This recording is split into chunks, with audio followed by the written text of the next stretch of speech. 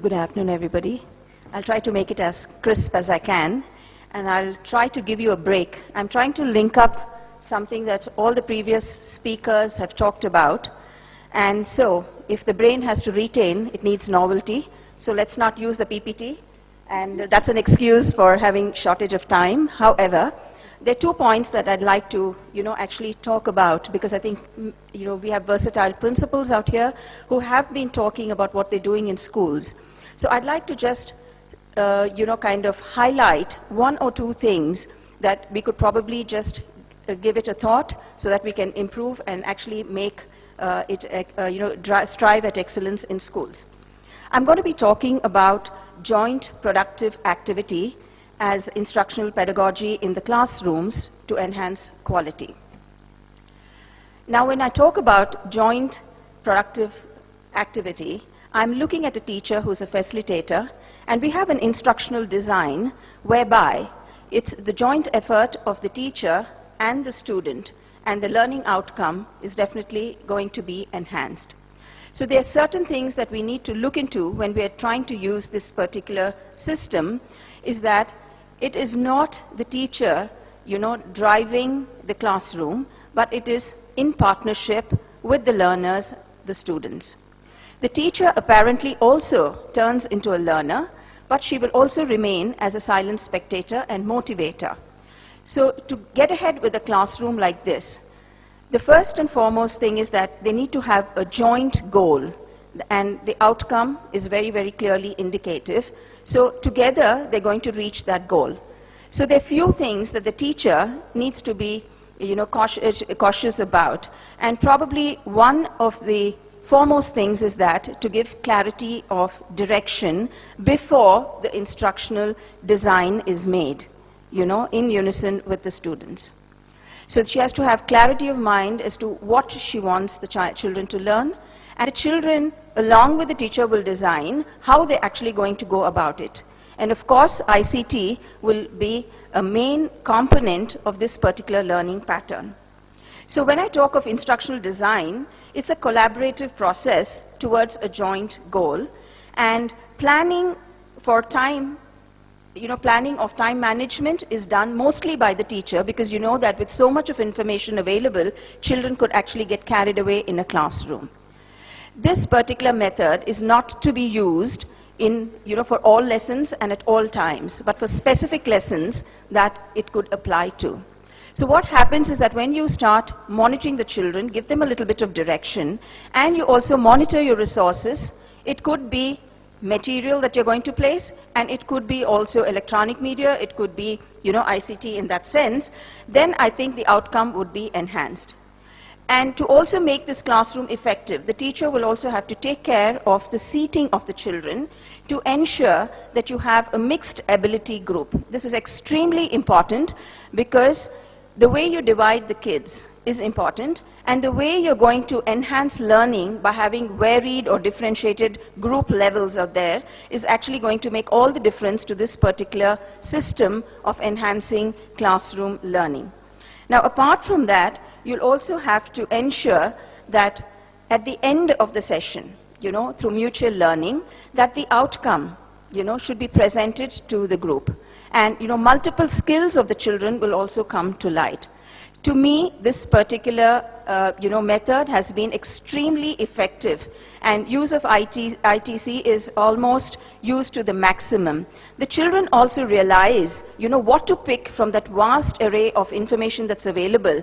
And then, like one of the speakers was talking about, they actually start jotting down the main points, and they actually do these make a mind map of the whole thing, and then, kind of see how they can actually creatively present this particular topic. And then the teacher also uses ICT instantly to see whether the objective, or the learning outcome has been derived at.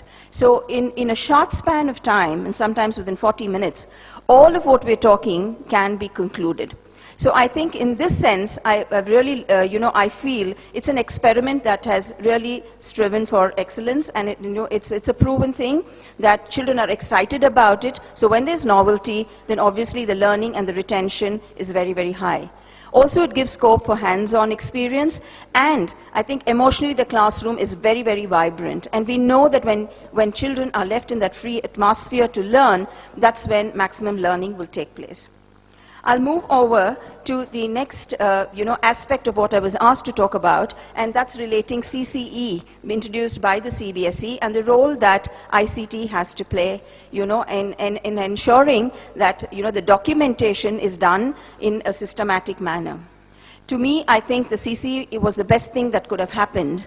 But again, I think when it was just announced, I think the teachers were shaken because of the volume of work that they perceived they had to do, and they were confused as to how to document the whole thing. ICT has helped in a big, big way. Especially, I could give you, an example of recitation or the various other skills that we actually assess in formative assessments. How do you really go about documenting it, and are we being non-judgmental about it? Are we being unbiased in the grades that are being allotted is something that we need to see. So I think when you actually use, ICT, what happens is that when you are documenting it, and especially when you have intonation, for example, or you have, the content, or, you may have other parameters or indicators of assessment, then, the initial stage was to just put a tick mark for each of the students wherever, for the indicator they were doing well, and for the ones they had not done well, not mark them, and the grades were done. But I think we've come a long way in 2 years, where we've actually, for each of the indicators, also used gradients. So it's not as if a child is either excellent or not good at all, but there is a variant in the presentation of the child. So he could be excellent, he could be very good, he could be good, or he may just be we may just be, he's okay with it, so we could give a satisfactory or needs improvement.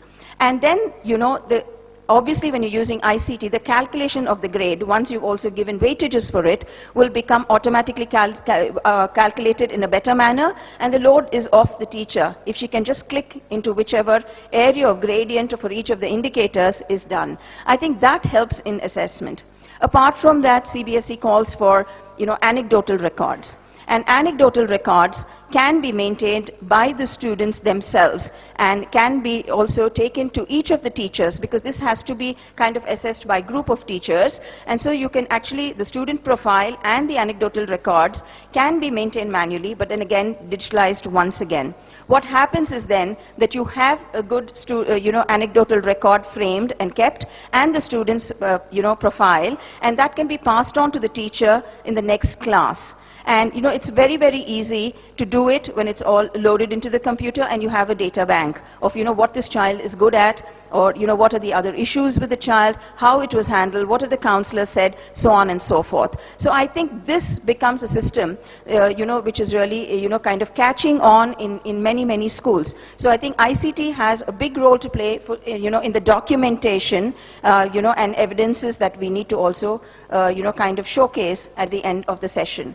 Apart from that, in assessments, using technology is something which has, I think, almost become mandatory for schools. One is to use it as a learning tool, one is to use it as an assessment tool.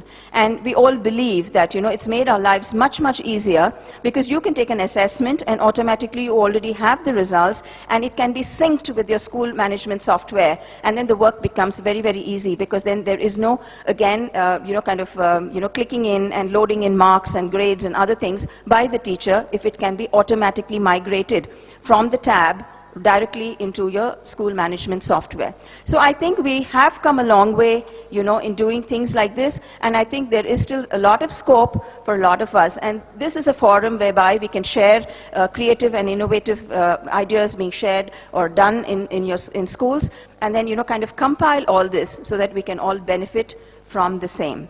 I think when we talk of collaborative learning, in schools, sometimes I feel it's discussions like this, actually, that actually give us an idea and insight to what's happening, across the globe.